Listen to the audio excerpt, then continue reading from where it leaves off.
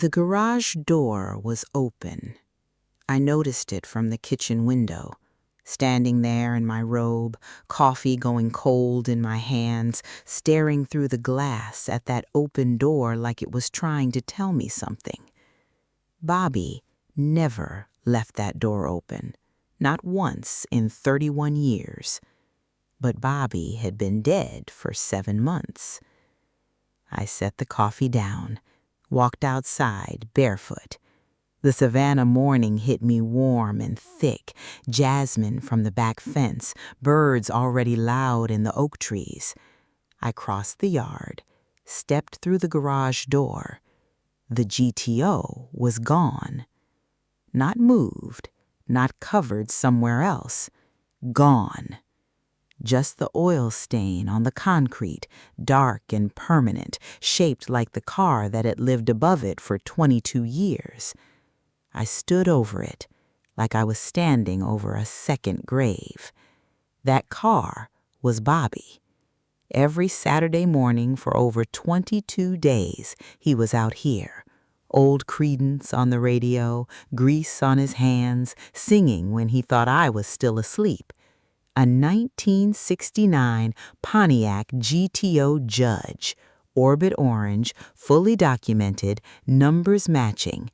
He'd found it rotting in a barn in rural Tennessee and paid $4,000 for a dream. Spent 22 years turning it into something extraordinary. He told me 100 times, "This car stays in the family, Zara, no matter what happens." A car door slammed out front. I walked around to the driveway. Caden's leased BMW sat at the curb.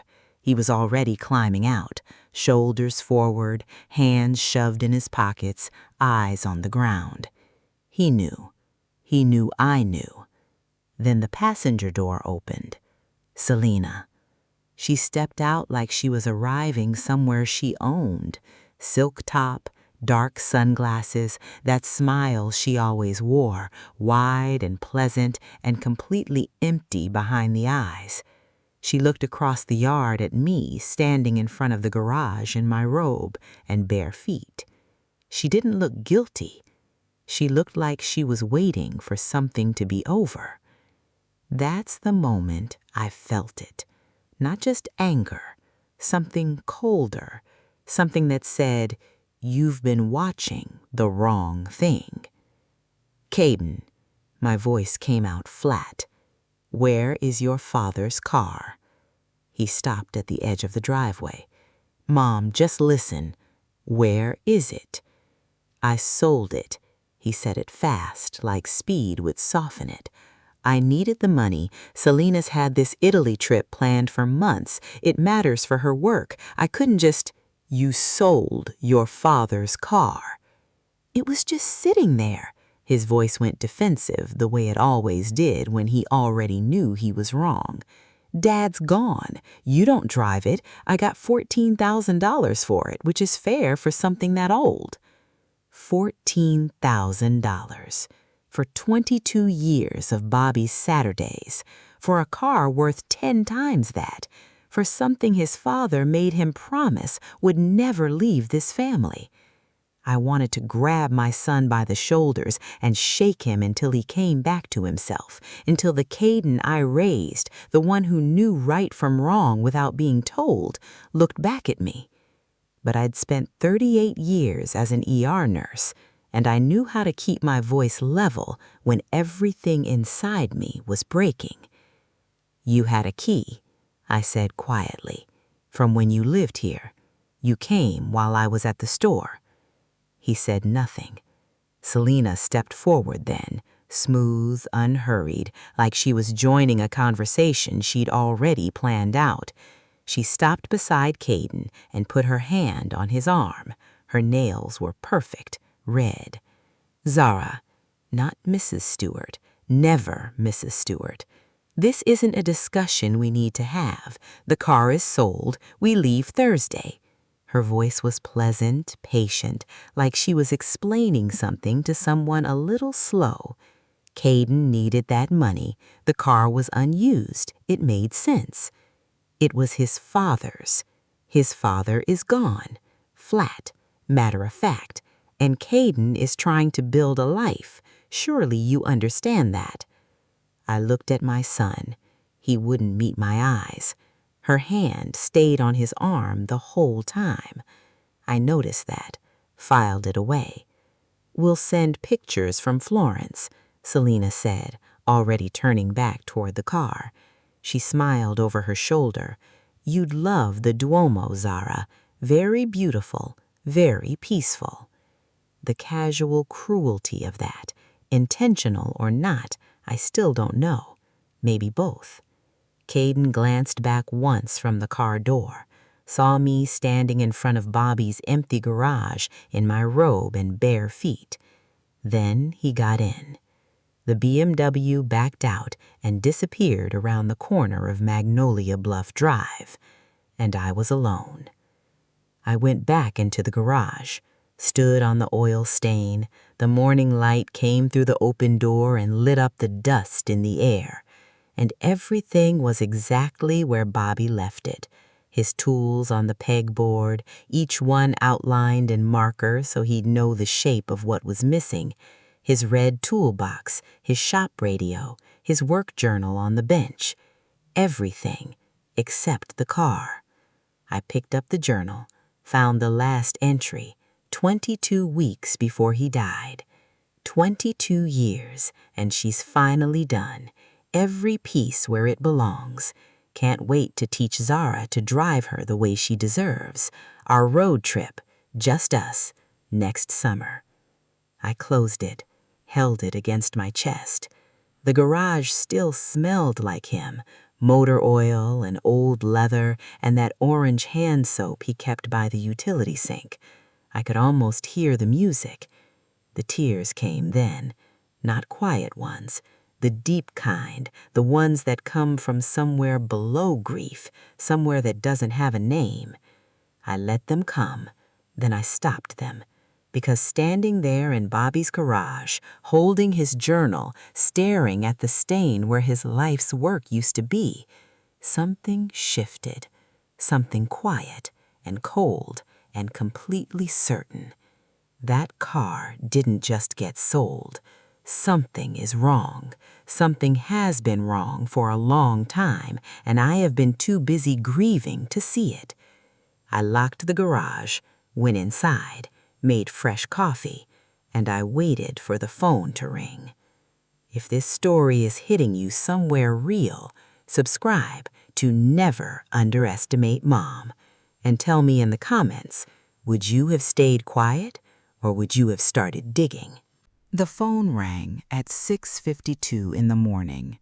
I'd been awake since 4, sitting at the kitchen table with Bobby's shop journal open in front of me, reading the same entry over and over, the one where he documented pulling the original engine block, his handwriting so careful, every measurement written twice, like he was afraid of getting it wrong. Unknown number. I almost let it go to voicemail. "Mrs. Stewart," a man's voice, rough at the edges, like he hadn't slept either. "My name is Charles Reynolds, Reynolds Classic Motorsports, out on the Port Road east side of Savannah. I have your husband's car." I sat up straight. "The GTO?" "Yes, ma'am." A pause. "Your son brought it in 2 days ago. Mrs. Stewart, I need you to come to my shop right now if you can." Another pause, heavier. "There's something Bobby wanted you to know." My hand tightened on the phone. "Bobby's been gone 7 months. How do you—" "Bobby was my friend." His voice cracked on that word, just slightly. "A real one. I was at his funeral. I sat in the back, couldn't stay after." He exhaled. "I should have called you sooner. I'm sorry I waited. Please, Mrs. Stewart, come now." I was dressed and out the door in 10 minutes. Reynolds Classic Motorsports sat at the end of a long industrial street near the port. concrete and steel buildings, morning light cutting flat across everything. The shop itself was cleaner than I expected, modern, a row of vintage cars gleaming behind a chain-link fence out front. Charles Reynolds was standing outside the entrance waiting for me. Maybe 62, gray hair, work shirt, grease still on his hands even at this hour. He watched me pull in with the look of a man preparing to say something long overdue. We shook hands. His was trembling slightly. Bobby co-signed a business loan for me 20 years ago. No bank would touch me. Bad credit, no collateral, nothing but nerve and a dream.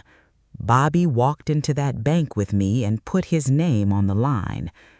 Charles looked at the building behind him. I paid back every penny. But you don't forget a man who bets on you when the whole world says no. You carry that. I never told me, I said. He wouldn't have. Charles almost smiled. That was Bobby. He led me inside, through the front office, past framed photos of restored cars on the walls, back into the main garage. White floors, bright overhead lights. 3 cars sat in a row under canvas covers. He stopped at the last one, reached down, pulled the cover back. The GTO sat there like it had never left my driveway. Orbit orange, chrome catching the light, every inch of 22 years of Bobby's Saturday mornings. I walked toward it slowly, put my hand on the hood. The metal was cool and smooth, and I could feel Bobby in every line of it. Your son had no idea what he was selling, he said quietly. I asked him point blank if he understood the value. He said $14,000 sounded fair to him. I looked up. What is it actually worth? A documented, numbers-matching 1969 GTO Judge, full restoration to this standard? He met my eyes. Conservatively, $170,000, possibly more with the right buyer. The number didn't land right. Too big, too far from 14,000. Kaiden sold a $170,000 car for $14,000? Yes, ma'am. I sat down on the stool behind me, just sat there with my hand still on the hood. Charles didn't rush me, stood quietly. After a long moment, he said, I paid him what he asked because he was clearly desperate, said something about a trip to Italy with his wife. His jaw tightened slightly on that last word. But Mrs. Stewart, that car was never mine to keep. Bobby made me swear to that 2 years ago, said if anything ever happened to him and that car came through my doors for any reason, I was to call you before I did anything else. Said you needed to see what was inside it before anyone else touched it. I stood up slowly. What's inside it? Charles looked at the car. He built something into it, a hidden compartment. Came to me about 18 months before he died, asked me to help him install it, said he needed a place she'd never think to look. She. I didn't ask who he meant. I already knew. Charles showed me the release himself. Passenger side dashboard, behind the radio face. Press here, pull there. The whole panel came away cleanly, quiet as a secret. Behind it was a dark, hollow space. He made me swear I wouldn't look inside, Charles said. Said whatever was in there was for you and only you. He stepped back, walked to the garage doorway. I'll be in the office. He left me alone with the car. I reached into the compartment. My hand touched paper first, a manila folder, thick and dense. Under it, a sealed envelope with my name on the front in Bobby's handwriting, and at the bottom of the space, a small wooden box. I opened it. A key inside, with a paper tag, Coastal First Bank, Box 318. I sat in the driver's seat. The leather was cool, the steering wheel worn smooth exactly where his hands had always gripped it. The car smelled like the garage at home. I opened the envelope.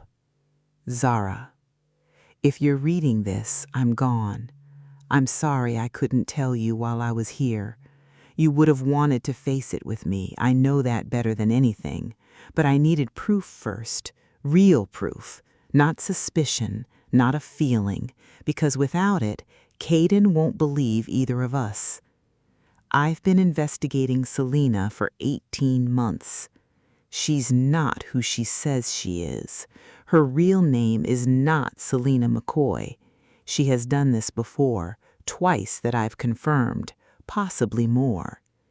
In this folder is everything I gathered: photographs, documents, contact information for the people she took from before she found our son.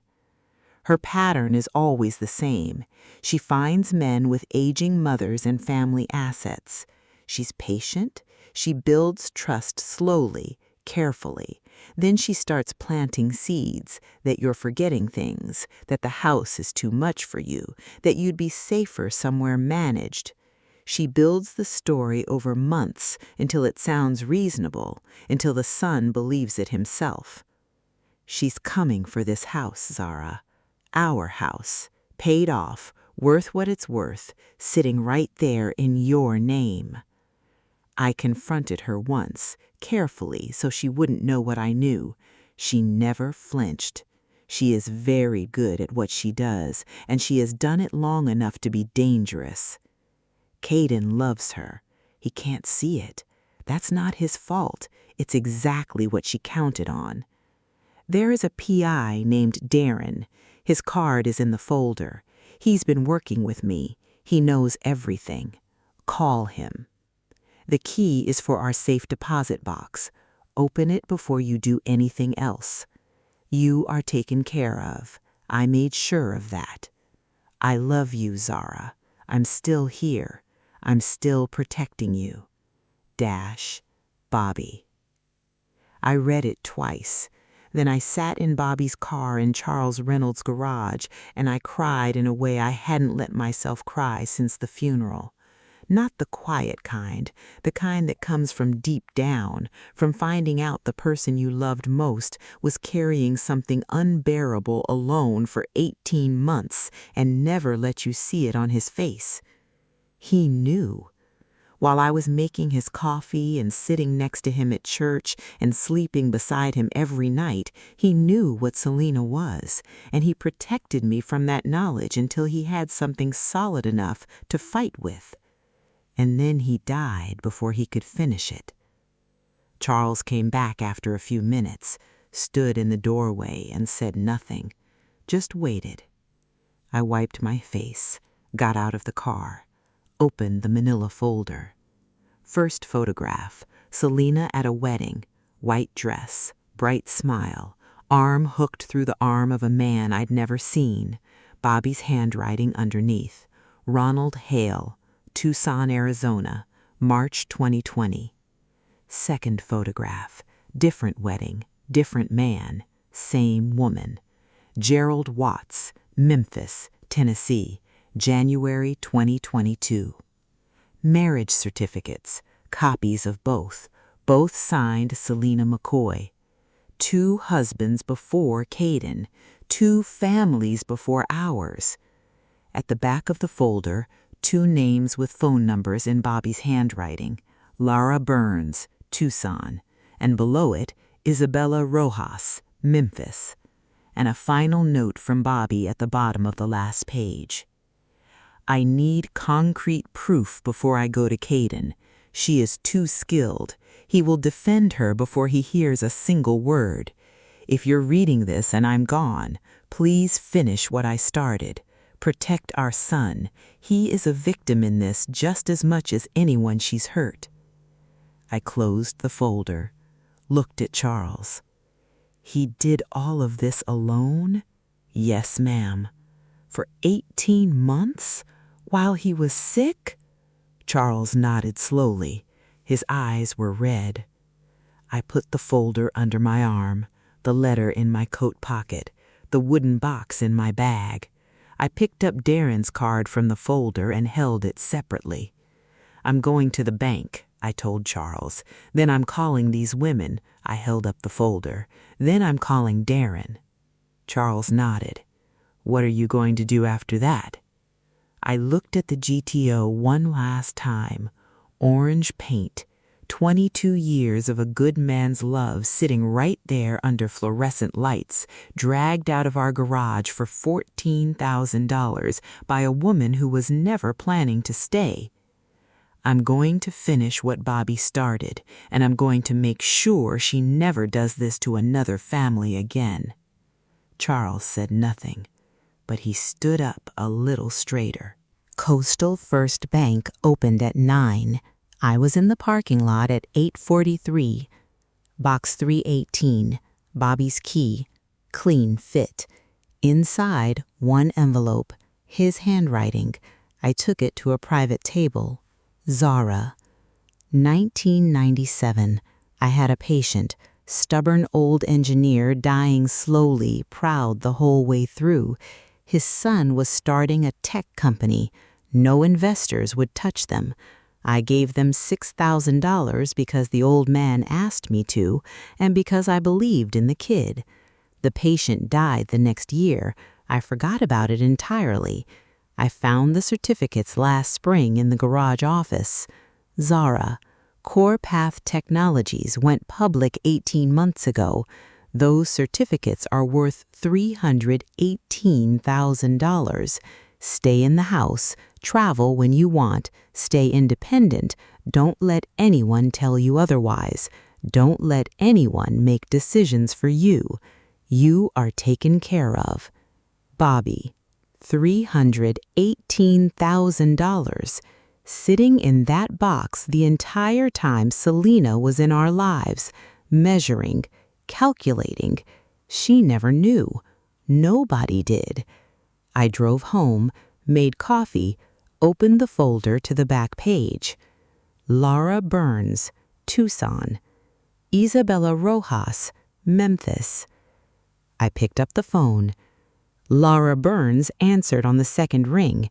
Careful voice, someone who'd learned to be cautious. Miss Burns, my name is Zara Stewart. My son is married to a woman named Selena McCoy. Silence. Then a long, slow exhale. I wondered if someone would ever call. She told me about her brother Ronald, widower, grief support group. Selena appeared, sat beside him, listened for 2 hours. Patient, warm, perfectly calibrated. They married 6 months later. Then the seeds started. Small comments about Ronald's mother. She seemed confused yesterday. I'm worried about her driving. Articles about dementia left on the counter. 8 months of steady, quiet pressure until Ronald believed the story himself. Her mother's house sold for $240,000. Joint account, mother moved to memory care in November. Selena was gone by Thanksgiving. My mother kept asking when she could go home, Laura said. We kept saying soon, but there was no home anymore. A pause. She passed 8 months later. I closed my eyes. Document every word Selena says about you, Laura said. She's already started, hasn't she? It wasn't a question. I thought about the dinner last month. This house is too big for one person. The senior living brochure that fell from Selena's purse. Caden asking where I kept the house deed. Yes, I said. Then she's already in phase 2. Stop her, Mrs. Stewart. Do what we couldn't. Isabella Rojas picked up immediately. Miss Rojas, my son is married to Selena McCoy. A sharp breath. Oh, thank God. Different city, same pattern. Her father, Gerald, widower, auto repair shop he'd built over 40 years, met Selena at a friend's party, married within 6 months. By April, she was suggesting he sell the shop. You deserve to rest, we'll travel, we'll finally live. He sold it for $180,000. 3 days after the check cleared, she was gone. He didn't leave his house for 4 months, Isabella said quietly. She didn't just take the money, she took who he was. How do I stop her before she gets that far? Proof your son finds himself. If it comes from you, she'll make you the problem. Her voice went firm. She's counting on you to react. Don't react. Build. I hung up, sat with both stories sitting heavy in my chest. 2 families, 2 mothers, one dead, one watching her father disappear into his chair. Now Savannah, now us. I picked up Darren's card. He answered on the first ring. Mrs. Stewart, Bobby told you you'd call. You need to hear what I found. We met the next morning, coffee shop near the hospital. Darren laid his folder open between us without preamble. 3 credit cards in Caden's name, balances totaling $34,000. Caden didn't know they existed. Selena active on caregiver forums under a fake name, questions about memory care costs in Georgia, browsing assisted living facilities near my address. Here's her timeline, Darren said, sliding a single page across. Phase 1, Italy. Build the fantasy, make Caden feel behind. Phase 2, concerns about Zara, memory, energy, capability. Phase 3, escalate, suggest assessment, introduce facilities. Phase 4, sell the house.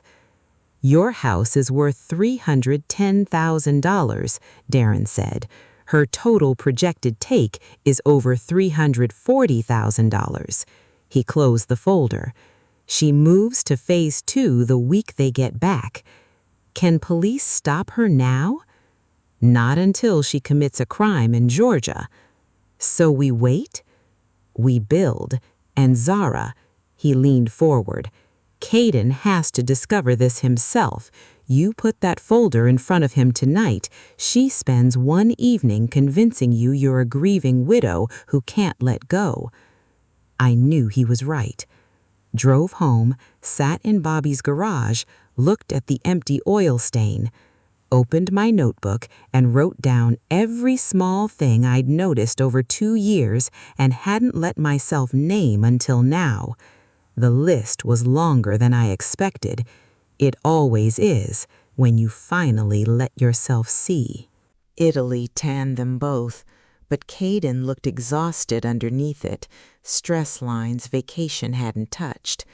I made pot roast, his childhood favorite, Bobby's too, played the whole evening perfectly. Selena controlled dinner from the first minute, the hotel, the restaurants, the life they deserved. She painted it slowly, glancing at me while she talked. Then she set the brush down. This house is too big for one person, Zara. Have you thought about downsizing? Right on Darren's timeline. Phase 2, first move. I'm fine. This is my home. We worry. Caden said we without noticing, her word in his mouth. The stairs, the yard, you're alone. I kept my face neutral, filed every word away. After dinner, Selena excused herself. Gone 10 minutes. I waited 5, then followed. Found her upstairs near Bobby's office, bathroom door open and empty behind her. She startled. I got turned around. Bathroom's downstairs, I said. Always has been. She laughed lightly, touched my arm. I walked her back down without another word. They left an hour later. Take care of yourself, Zara. I went straight to my notebook. Wednesday, I called Caden. Come by, just you. Something about your father." He arrived defensive, arms crossed before he sat. I used my ER voice, calm, factual. "Your father spent 18 months investigating Selena. Look at what he found." Bobby's letter first, then the photographs, 2 weddings, 2 men, Bobby's handwriting underneath each one, then the marriage certificates. Selena McCoy, Ronald Hale, Tucson, 2020. Selena McCoy, Gerald Watts, Memphis, 2022. This could be someone with the same name. I slid the paper across. 2 phone numbers. Call them. Prove your father wrong. He stood, started pacing. "I'm not calling strangers to investigate my wife. Why are you doing this? Can't you just let me be happy?" "Because your father died trying to protect you. I'm not letting that be for nothing." He grabbed the paper, walked out, slammed the door hard enough to rattle the window. I sat in the quiet and waited. Darren called at 8. I told Caden was angry. "Give him time," he said. "Truth finds its own way in." I sat with Bobby's journal until midnight. Then my phone rang. Caden. His voice was raw, wrecked. "I called them both, Mom." I exhaled. "What did they say?" "Everything. Ronald's mother, Gerald's shop, same story word for word." A shaky breath. "I went home furious, but I kept thinking about Dad's handwriting on those photos, so I tested her. Simple questions. Where'd you grow up? Tell me about your family." And completely different answers from things she told me before. Different town, different college, different everything. His voice flattened. So I pushed harder, asked about the credit cards in my name I knew nothing about. "What happened?" Her face changed, like a mask came off. Said they were business investments, said I wouldn't understand. I asked to see the statements and she packed a bag in 10 minutes, called me weak, said I was just like all the others. His voice broke on that. Then she walked out. All the others. Her own words. "I've been calling her," Caden said. "She won't answer." "Stay there. I'm calling Darren." Darren answered before the second ring. Already tracking her. She checked into the Marriott airport an hour ago, $11,000 cash withdrawn tonight, and she just booked a flight. A pause. Mexico City, 6 a.m., one way. She's running. Yes, but there's something else. His voice shifted. Selena McCoy is a stolen identity. The real Selena McCoy died in 2019. This woman's real name is Linda Marsh, wanted for fraud in 2 other states under different names. Can we stop her? Arizona and Florida detectives are ready to move, but I need Caden's statement about the credit cards tonight. He'll do it, I said. I'll make sure. 1 a.m., my kitchen table. Darren, Caden, me. Caden looked hollowed out, like something essential had been removed. Darren kept it short. Linda Marsh, 2 states, 6 a.m. flight, 1 statement needed. Caden looked at me. What would Dad do? I thought about 18 months of silence, a hidden compartment, a letter sealed and waiting. He'd finish it, not for revenge, so she can't do this to the next family. A long moment. Then Caden nodded. Call the police. Let's go. The airport was just waking up when we arrived. 4:47 a.m. Coffee shops rolling up their gates, fluorescent lights harsh overhead, business travelers moving slow, pulling luggage, looking nowhere in particular. We stood behind a column near the security checkpoint. Peter positioned us where we could see without being seen. 2 detectives already in place, plainclothes, near the screaming lanes. Caden hadn't spoken since we left the house, just stared ahead.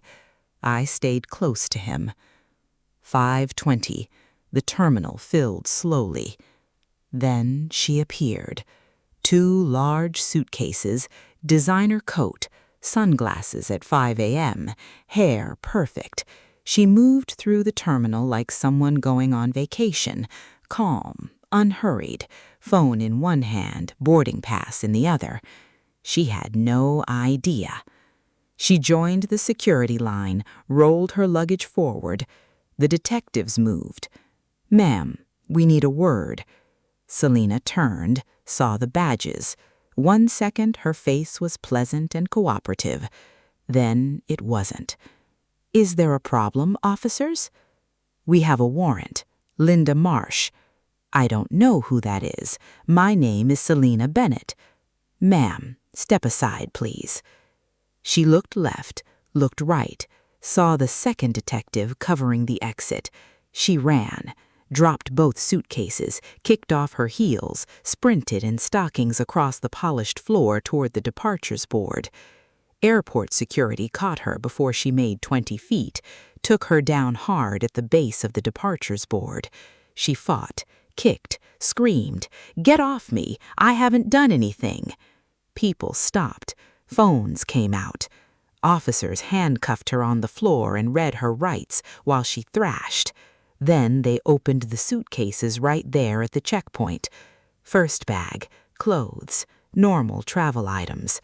Second bag, stacks of cash, rubber banded, a passport, her photo, different name, Linda Brennan.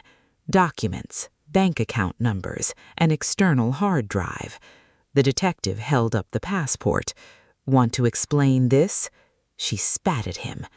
They pulled her to her feet, still fighting, and that's when she saw us. Saw Caden standing 30 feet away, me beside him. She went completely still. The terminal noise faded. Everything narrowed to that 30 feet between us. Then her face transformed. Every careful layer she'd built over 3 years, the warmth, the patience, the perfect smile, all of it gone. What was underneath was something else entirely. Pure rage. She lunged toward Caden. Officers held her back.